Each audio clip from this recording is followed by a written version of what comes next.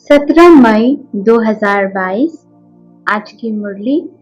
मीठे बच्चे, आधा कल्प तुमने जिस्मानी यात्राएं की, अब रूहानी यात्रा करो। घर बैठे बाप की याद में रहना, यह है वंडरफुल यात्रा। प्रश्न: बाप को बच्चों की किस एक बात पर बहुत वंडर लगता है?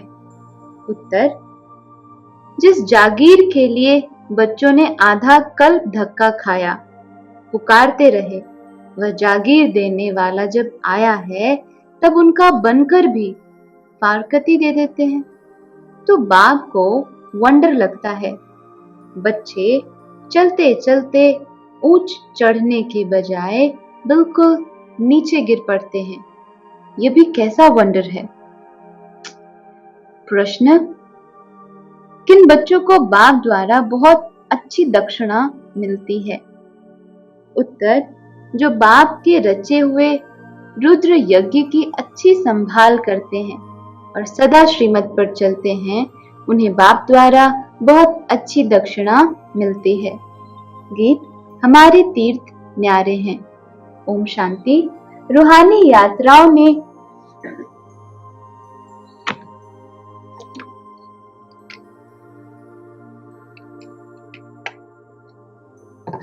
रूहानी यात्रियों ने यह गीत सुना।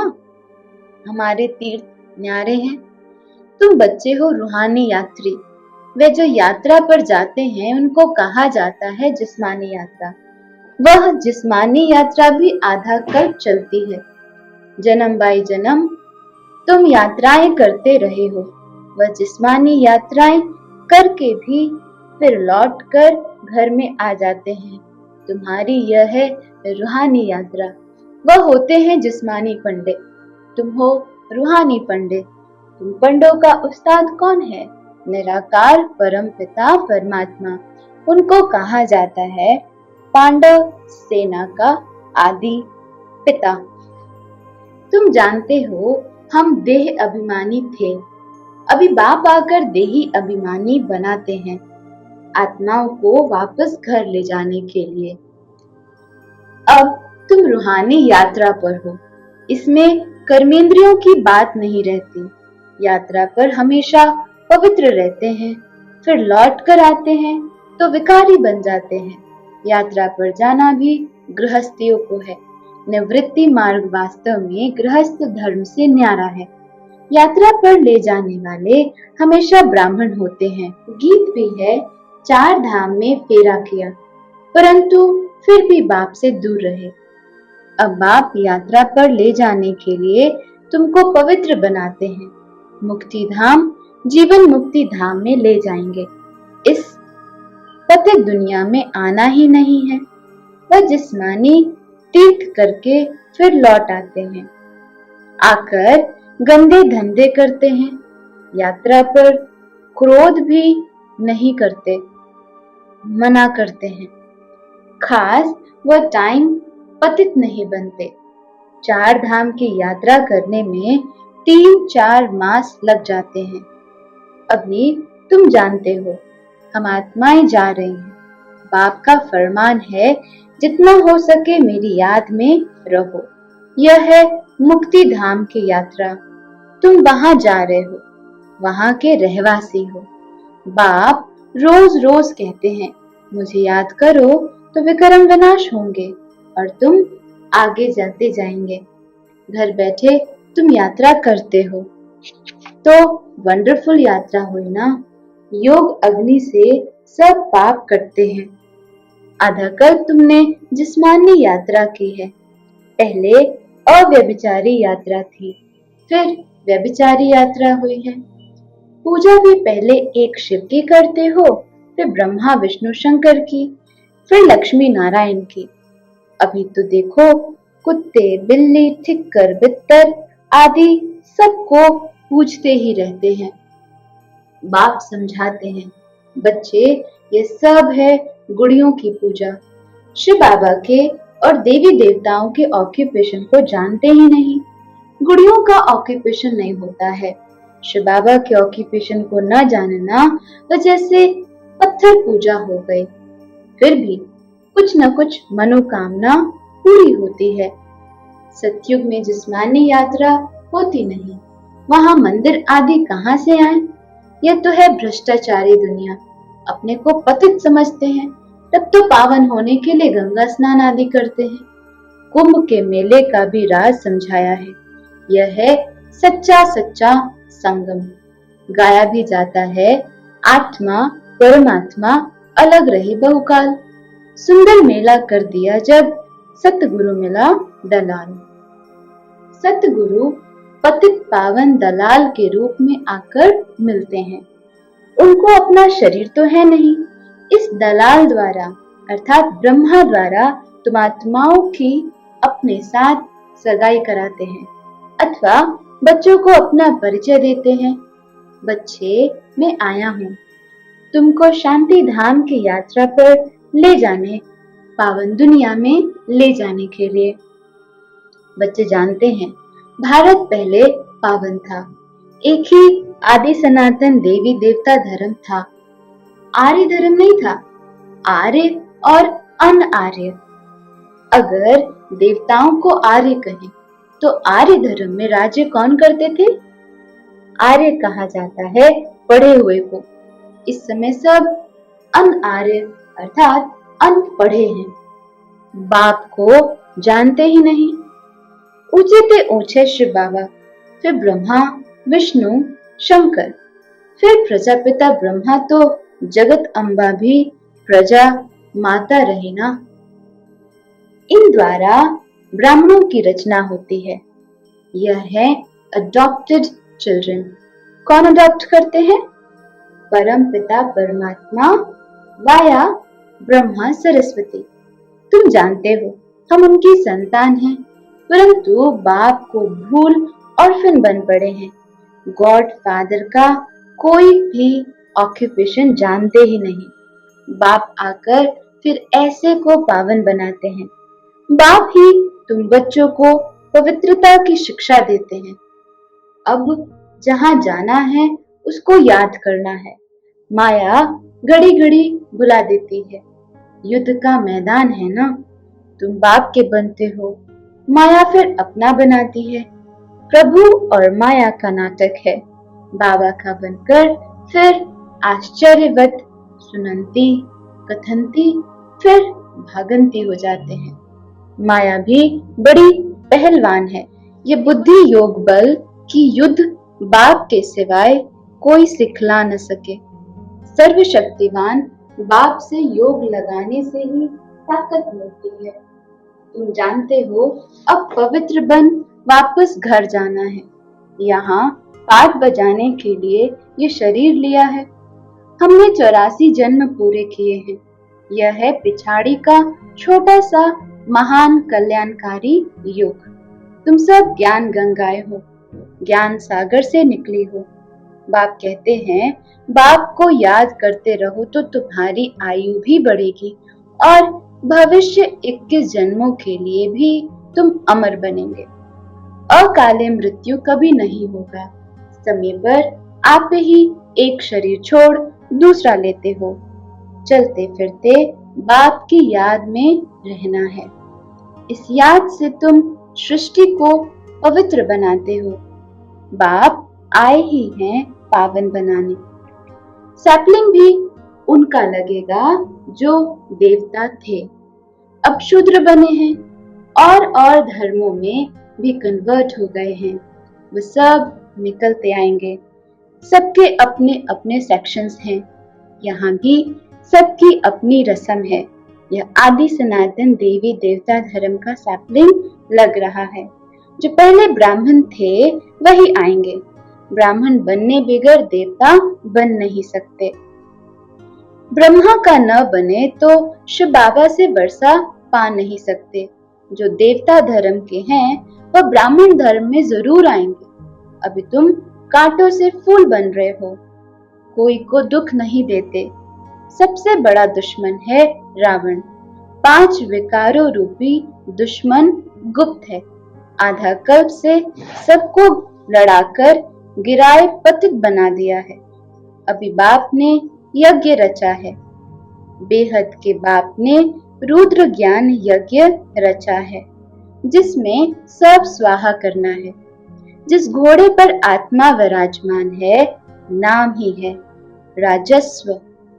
राजाई के लिए रुद्र ज्ञान यज्ञ रचते हैं।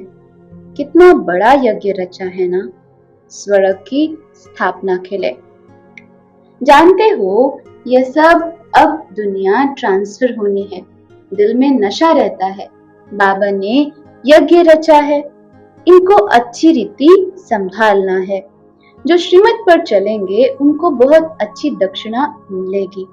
यज्ञ की अच्छी संभाल करते हो तो तुम विश्व के मालिक बनते हो। जिस जागीर के लिए तुमने आधा कल्प धक्का खाया है, बाप कहते हैं सजनियां गाती थी आप पर बलिहार जाऊं। बाप कहते हैं अब मैं आया हूं तो तुम मेरे बनकर फिर फारकती क्यों दे देते हो। वह फिर ऊंच चढ़ने के बदले नीचे गिर पड़ते हैं। चढ़े तो चाखे वैकुंठ रस, गिरे तो चकनाचूर। फर्क तो है ना, कहाँ प्राइम मिनिस्टर आदि और कहाँ गरीब भील लोग। तो अब पुरुषार्थ कर बाप से राजाई लेनी चाहिए। यह है रुद्र ज्ञान यज्ञ। इसमें नाम कृष्ण का डाल दिया है। भक्ति मार्ग के लिए यह सब चीजें शास्त्र आदि बने हुए हैं। भगवान तो एक ही है, जिनको पतित पावन कहा जाता है। शांति धाम और सुख धाम में कोई भी पुकारते नहीं। तो बच्चों को पूरा नशा चढ़ना चाहिए। यह है रुद्र ज्ञान यज्ञ। इनके बाद कोई यज्ञ नहीं रचा जाता। वह जिस्मानी यज्ञ रचते हैं आफतों को मिटाने के लिए।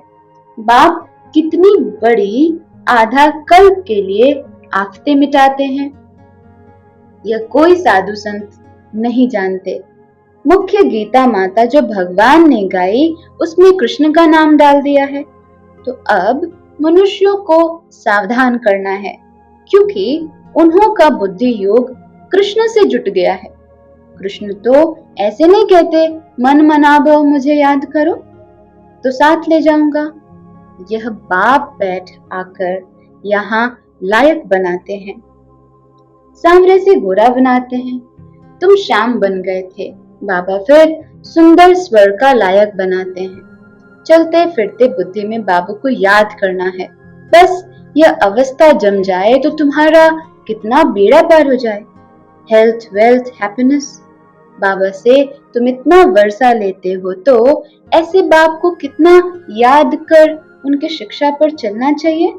कांटों को फूल बनाना है, अभी तुम फूल बन रहे हो। यह बगीचा है, अभी है फॉरेस्ट ऑफ थॉर्न्स। अकासुर, बकासुर, ये सब संगम के नाम हैं। उद्धार तो सबका होना है। जो जितना पढ़ेंगे, पढ़ाएंगे, श्रीमत पर चलेंगे, बाप से 21 पीढ़ी का वर्षा लेंगे, तुम सदा सुखी बन जाएंगे। अभी तुम्हारी 100% चढ़ती कला है, फिर कलाएं कम होती जाती हैं। इस समय कलाएं बिल्कुल खत्म हो गई हैं। गाते भी हैं मैं निर्गुण हारे में कोई गुण नहीं। बाप को रहम दिल कहते हैं ना। कल्प कल्प संगम पर बाप आते हैं। भारत स्वर्ग होगा तो सब सुखी हो जाएंगे। अभी बच्चों को श्रीमत पर चलना है, असुरी मत पर नहीं। बाप कहते हैं मेरी सबसे जास्ती ग्लानी करते हैं। या तो कहते हैं नाम रूप से न्यारा, या तो फिर कह देते कण कण में है। ये सब ड्रामा में नूंद है। तुम अब त्रिकाल दर्शी बने हो और बाप को जान बाप से वर्षा ले रहे हो। अभी तो खूने नाहेक खेल होना है। नाहेक सब आफते आएंगी, कितने मरेंगे। भक्ति मार्ग में तो कितने देवियों के चित्र बनाते हैं, खर्चा करते हैं। देवियां बनाकर फिर पूजा कर डुबो देते हैं। तो गुड़ियों की पूजा हो गई ना। काली का कैसा चित्र बनाते हैं, ऐसे कोई मनुष्य थोड़े होते हैं। तुम यहाँ बैठे हो तो यात्रा पर हो, ट्रेन पर बैठे भी रूहानी यात्रा पर हो।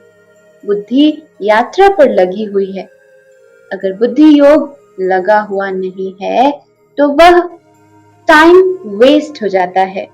बाप कहते हैं टाइम वेस्ट नहीं करना, तुम्हारा टाइम बहुत वैल्यूएबल है। सेकंड भी कमाई बिगड़ छोड़ो नहीं। बाप तो फुल पुरुषार्थ कराते हैं। बाबा ने विश्व को स्वर्ग बनाने के लिए यह यज्ञ रचा है। बाबा बाबा करते रहना है तो बेड़ा पार होगा। हम ब्राह्मण हैं, हमारे ऊपर बहुत बड़ी रिस्पॉन्सिबिलिटी है। बाप कहते हैं बच्चे आत्म अभिमानी बनो, मनसा वाचा कर्मणा किसी को दुख नहीं देना है। बहुत मीठा बनो, क्रोध से बड़ी डिसर्विस कर लेते हो। संपूर्ण तो कोई बने नहीं है, भूत बड़े खराब हैं। अच्छा, मीठे मीठे सिकिलदे बच्चों प्रति माता पिता बाप दादा का याद प्यार और गुड मॉर्निंग। रूहानी बाप की रूहानी बच्चों को नमस्ते।